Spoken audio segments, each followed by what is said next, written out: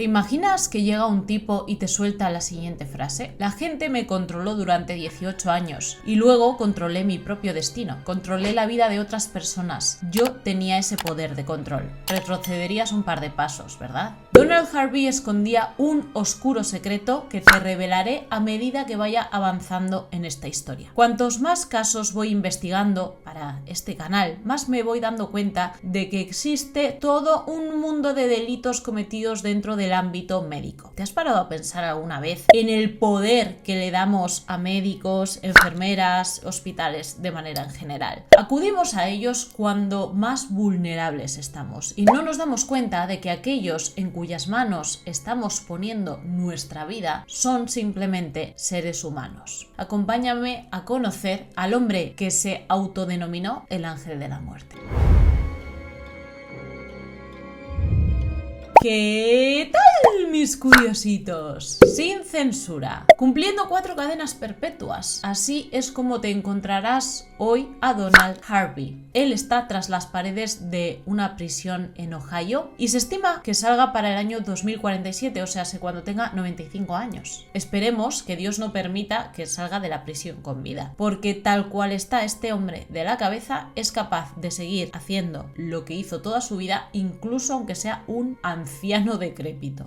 Donald nació en Ohio en el año 1952. Sus padres se mudaron poco después de que él naciera a Kentucky y su madre Goldie dice que su hijo siempre fue una persona muy buena, un buen muchacho, lo llama ella. Su maestra de la secundaria lo corrobora, dio esta declaración: Donnie era un niño muy especial para mí, siempre limpio y bien vestido, con su cabello recortado, era alegre, muy sociable y querido por sus compañeros, un chico guapo con los ojos grandes y marrones y su cabello oscuro y rizado, que siempre tenía una gran sonrisa para todos. Nunca vi ningún indicio de anormalidad. Sin embargo, en la escuela secundaria llegaron los cambios, porque a pesar de que él obtenía matrícula de honor en absolutamente todo lo que hacía, se aburría de la rutina y se dio cuenta de que ya no quería seguir estudiando. Ahora, con tantísimo tiempo libre en sus manos y sin ningún objetivo por delante en la vida, decidió mudarse de vuelta a Ohio. Allí consiguió trabajo en una fábrica en la que estuvo trabajando hasta 1970. Sin embargo, en este año se le acercó su superior y le dijo que tenía que echarlo porque el trabajo había bajado muchísimo en la planta en la que trabajaba y no podía seguir manteniéndolo como empleado. Su madre lo llamó días después para decirle que su abuelo estaba ingresado en el hospital de Kentucky. Le preguntó si quería ir a cuidarlo, a pasar tiempo con él, y Harvey aceptó de muy buena gana, así que volvió a mudarse a Kentucky y allí estuvo pasando día y noche con su abuelo. Aquel hospital estaba controlado por monjas y ellas tenían en muchísima estima a Donald Harvey. De hecho, casi lo veían como su hijo, se podría decir. Tanto es así que una de las monjas le ofreció trabajo y al día siguiente Donald Harvey estaba ayudando como empleado en este hospital, haciendo diversas labores. A pesar de no tener ningún tipo de conocimiento de enfermería ni ningún conocimiento médico, él estuvo pasando muchas horas cuidando a los pacientes, cambiando orinales, insertando catéteres y repartiendo medicamentos.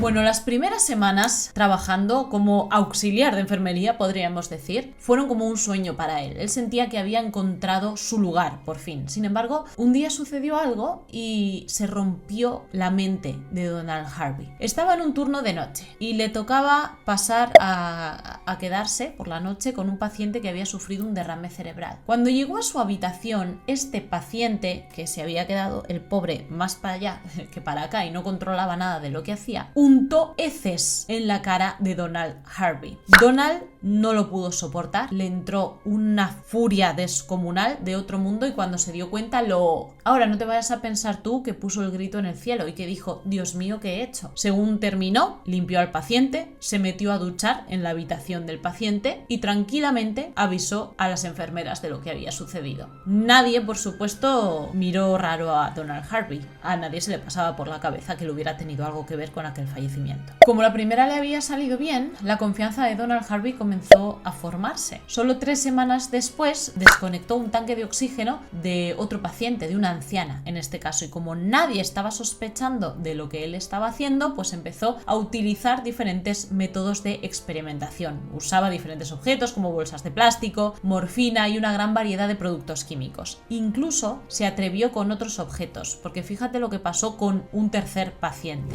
Donald Harvey había entrado en la habitación de este paciente para pasar la noche con él, como lo había hecho con tantos otros, pero resulta que este paciente miraba a Donald con la ceja levantada, ¿no sabes? No se fiaba de él. De hecho, este paciente sospechaba de que Donald quería terminar con su vida. Así que lo que hizo fue enzarzarse en una discusión con él. Tanto subieron las cosas de tono que el paciente golpeó con el orinal a Donald en la cara. Donald cayó redondo al suelo y cuando por fin se recuperó del golpe salió de la habitación hecho un basilisco. En esos momentos no actuó, pero esperó hasta que se hiciera aún más de noche y cuando el paciente estaba dormido entró en la habitación e insertó una percha del armario por su catéter. Vale, sé que es una completa locura lo que te acabo de contar, pero es más locura todavía que nadie, absolutamente nadie, sospechara a estas alturas de que Donald tenía algo que ver. Y así es como llegamos a la noche del 31 de marzo de 1971, cuando Donald decidió salir a pegarse una juerguita por sí solo. Se emborrachó como una cuba, se puso, no sabía ni cómo se llamaba. Entró en una tienda y le dio por robar. Cuando llegó la policía para detenerlo, este estaba balbuceando cosas. Estaba diciendo todo lo que él había hecho con estos pacientes, estaba soltando como palabras sin sentido, contando sus experiencias. Los policías se quedaron así como marcando ocupado, diciendo ¿qué está diciendo el loco este? Pero no le dieron mayor importancia porque en realidad, como estaba borrachísimo, dijeron, bueno, este se le ha ido la pinza y está diciendo vete tú a saber qué. Lo soltaron después de que pagara una multa de $50 y así le quitaron los cargos por hurto. Pero Donald pensó que ya era momento de un cambio. Le había salido bien todavía la jugada, pero dijo, mira, voy a cambiar de aires. Y así fue como decidió ingresar en las Fuerzas Aéreas de los Estados Unidos. Sin embargo, un año después de estar allí, aunque Harvey estaba contentísimo con su nuevo trabajo, sus superiores decidieron darle la baja obligada. ¿Por qué? Pues porque se habían enterado de aquel suceso en el que mientras que él estaba borracho había estado diciendo ciertas cosas y como esta gente de las Fuerzas Aéreas de los Estados Unidos no sabía si esto era verdad o no, para cubrirse las espaldas prefirieron ponerlo en baja y que así no se metieran en problemas, ni ellos ni Harvey. Pero Harvey estaba súper deprimido por esta decisión que tomaron por él y decidió internarse en el Centro Médico para Veteranos. Estuvo en el pabellón psiquiátrico internado durante muchísimos meses por varios intentos de acabar con su existencia, pero allí en vez de tratarlo en condiciones lo que hacían era inmovilizarlo y recibió hasta 21 sesiones de terapia de electroshock para ver si espabilaba, decían en la época. Así fue como el 17 de octubre de 1972 le dieron el alta y lo dejaron en mitad de la calle con su inmensa depresión, totalmente ido, sin saber siquiera quién era, y su padre demandó a este centro psiquiátrico porque habían dejado a su hijo en plena calle y se sabía perfectamente que Donald no estaba bien. De hecho, estaba muchísimo peor de lo que estaba cuando entró. Donald pasó los siguientes meses buscando trabajo y encontró uno como asistente de enfermería. En 1973 decidió buscar un segundo trabajo porque el sueldo era insuficiente y esta vez como enfermero en otro hospital. O sea, trabajaba en 2 hospitales, en uno por el día y en el otro por la noche. Estaba ocupadísimo con sus 2 empleos hasta que en 1974 decidió que era hora de nuevo de cambiar de aires y comenzó a trabajar como operador de telefonía. Después de esto encontró un trabajo como administrativo en el hospital. Y el hecho de mantenerse tan ocupado y estar saltando de un empleo a otro con tanta frecuencia, pues hizo que Harvey estuviera con los pensamientos malos un poquito alejados. Bueno, en realidad lo que pasaba es que no estaba pudiendo tener contacto directo con los pacientes. En estos nuevos trabajos que había estado teniendo no podía quedarse a solas con ningún paciente y por tanto pues no le quedaba más remedio que estar agazapadito, porque Donald Harvey era ese tipo de depredadores o ese tipo de cazadores que solamente actúan evacuación cuando están sobre terreno seguro. Él era muy miedoso, a pesar de que pueda parecer lo contrario, y solamente cuando estaba a solas y en la oscuridad de una habitación con un paciente es que se atrevía a atacar. Corría septiembre de 1975 y Harvey decidió volver para atrás a Ohio por 18ª vez. Y ahora sí consiguió un empleo en el turno de noche, como él quería y como a él le gustaba, en el hospital de Cincinnati. Allí hizo muchísimas tareas, desde auxiliar de enfermería, ayudante de limpieza, técnico de cateterismos cardíacos, auxiliar de autopsias, vamos, que tocó un poco de todo. Y ahora sí ya podía seguir adelante con su plan, porque estaba trabajando de noche y sin supervisión alguna. Perfecto. Así es como en los siguientes 10 años se llevó por delante a 15 pacientes. Esta fue una época de mucho estudio para él, porque revisaba revistas médicas, leía libros de medicina para poder aprender diferentes técnicas, para que no lo pillaran, para poder perfeccionar lo que estaba haciendo y que nadie se diera cuenta de que esto había sido provocado. Se llegó a robar del hospital hasta 30 litros de cianuro. Cuando llegaba a casa lo que hacía era preparar unos viales con cianuro y con arsénico, una mezcla potentísima, y cuando llegaba al hospital los echaba sobre las comidas de los pacientes o directamente sobre sus tubos de alimentación y esperaba que llegara su momento de placer. A principios de los años 1980 las cosas parecía que mejoraban bastante para él, porque se fue a vivir con su amante gay, Carl Howler. Pero como el señor Donald Harvey era sumamente celoso, tenía muchísimo miedo de que Carl se fuera con otra persona, pues no encontró mejor manera de retenerlo que envenenándolo. Iba echando mínimas cantidades de arsénico sobre sus comidas y de esta forma pues Carl estaba todo el día enfermito y todo el día metido en cama, y así pues aseguraba de que no salía de casa y de que no podía engañarlo. Tenía algunas vecinas bastante mayores, las típicas cámaras de seguridad que hay en casi todos los edificios, estas señoras viejecicas que se quieren enterar de todo. Bueno, pues Donald no lo llevaba nada bien y tenía dos vecinas concretamente que le preguntaban demasiado dónde estaba Carl, que por qué no lo veían, que por qué siempre estaba enfermo, en fin, se estaban metiendo donde no les llamaban. Así que Donald dijo, me voy a ocupar de este problema y me voy a ocupar ya. A una de sus vecinas la invitó una tarde a tomar café y le echó en el café suero de hepatitis. Esta señora cayó como un pájaro días después. A la otra vecina, que lo molestaba muchísimo, en vez de invitarla a casa, lo que hizo fue hornearle un pastel. Un riquísimo pastel que estaba hasta arriba untadito de arsénico. Obviamente la vecina pues corrió la misma suerte que la primera, la que se fue a tomar café a su casa. Pero no contento con esto, en abril de 1983, los padres de su novio, los padres de Carl, o sea, sus suegros, estaban ya sospechando. Ya no les estaba gustando el hecho de que su hijo estuviera constantemente enfermo, que no saliera de casa, no sabían lo que pasaba y estaban sospechando de él. Así que Donald, pues obviamente tenía que ocuparse también de este problema. Invitó a su suegro un día a comer a casa, una rica comidita que estaba también hasta arriba de arsénico. El señor, debido a esto, sufrió un derrame cerebral y cuando lo ingresaron en el hospital, Donald,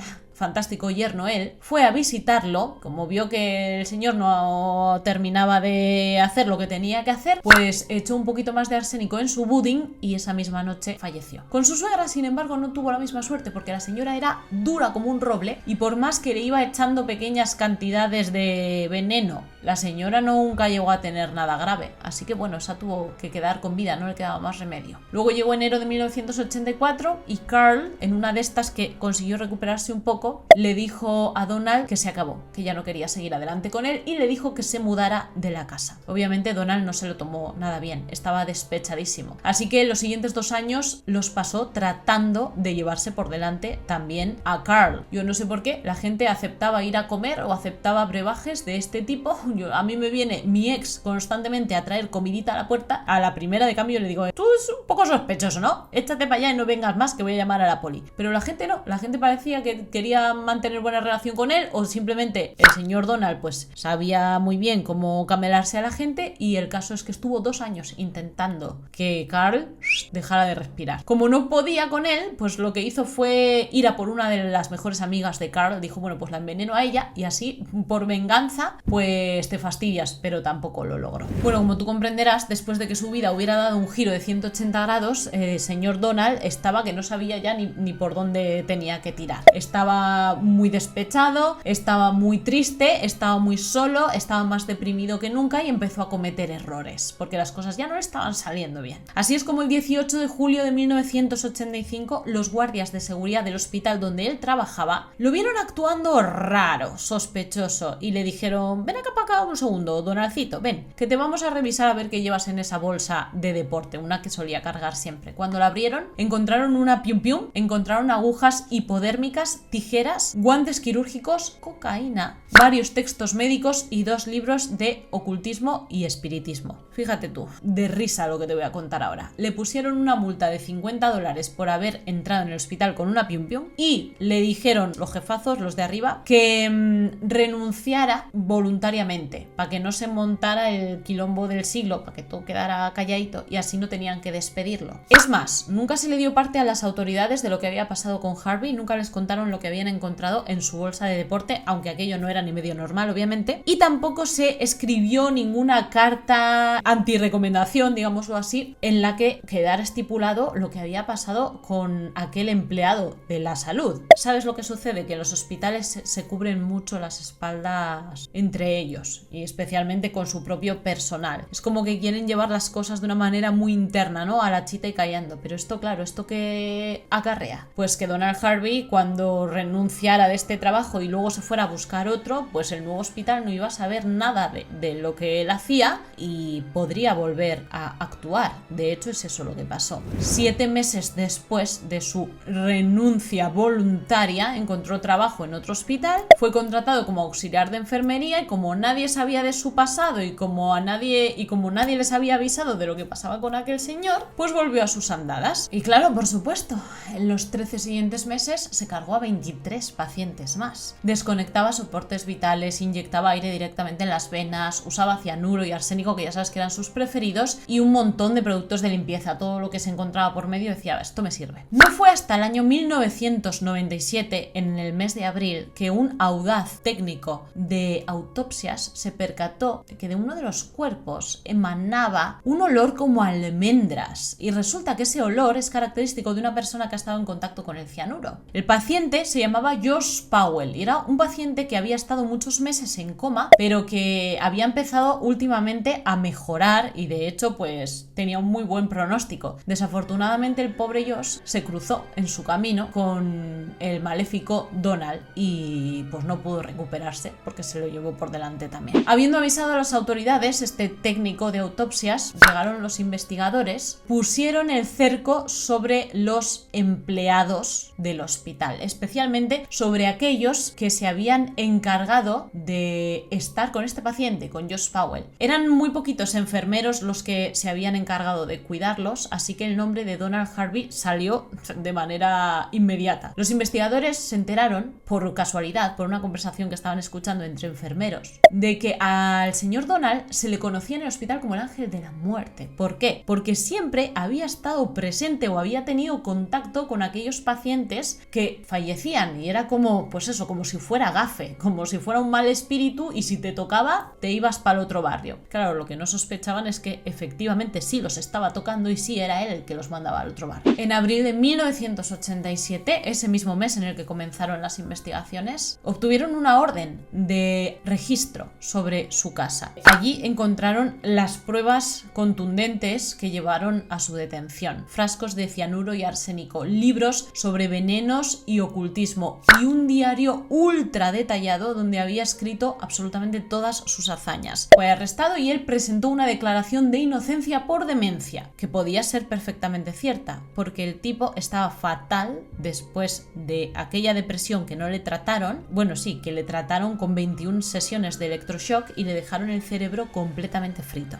Harvey, sin embargo, se dio cuenta de que no iba a colar este alegato que le había presentado y entonces decidió llegar a un acuerdo con los investigadores antes de que le dieran la pena capital, porque es hacia donde iba. Así, el 11 de agosto se sentó con los investigadores y confesó 33 pacientes en 17 años, pero a medida que se iba tirando de la manta se dieron cuenta de que de 33 nada, que en total eran 70 pacientes, en un total de 18 años. Le realizaron pruebas psiquiátricas y al final el juez determinó que el hombre sí estaba cuerdo, aunque estaba sumamente deprimido, y que cuando le entraba esa tensión en el cuerpo, pues necesitaba sacarla y la sacaba llevándose por delante a los inocentes pacientes que no podían hacer absolutamente nada, lógicamente. Lo condenaron a 4 cadenas perpetuas y él dijo tras el veredicto: lo hacía porque la gente me controló durante 18 años y yo luego controlé mi propio destino, controlé la vida de otras personas, ya sea que vivieran o fallecieran. Tenía ese poder de control. Después de que no me atraparon durante los primeros 15 años, pensé que era mi derecho. Me nombré juez, fiscal y jurado, así que jugué a ser Dios.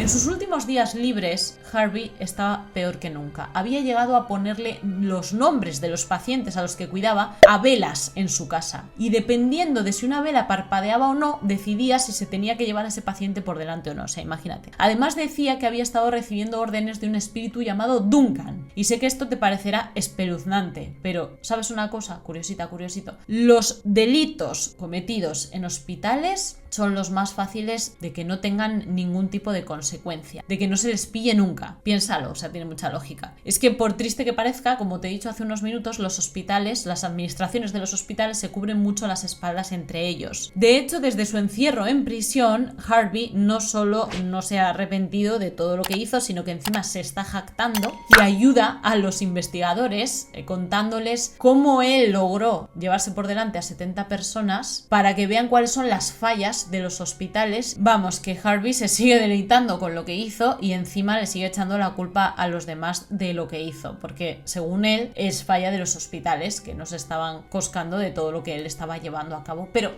¿es cosa de su mente perversa? Curiosito, te pregunto, ¿o realmente tienen la culpa los hospitales de todo lo que sucedió? Obviamente ya sabemos que quien hizo lo que hizo fue Donald Harvey y debería ser el principal responsable. De hecho, es el único que está pagando por lo que pasó. Pero ¿podrían asumir otras personas u otras entidades parte de responsabilidad de lo que sucedió? Los hospitales donde estuvo trabajando y sabían que hacía cosas raras y no informaron. El centro médico de veteranos que debía haberle tratado de buena manera esa superdepresión que tenía y le dieron 21 sesiones de electroshock. ¿De dónde crees que viene todo lo que hizo Donald Harvey? ¿Crees que es víctima o verdugo?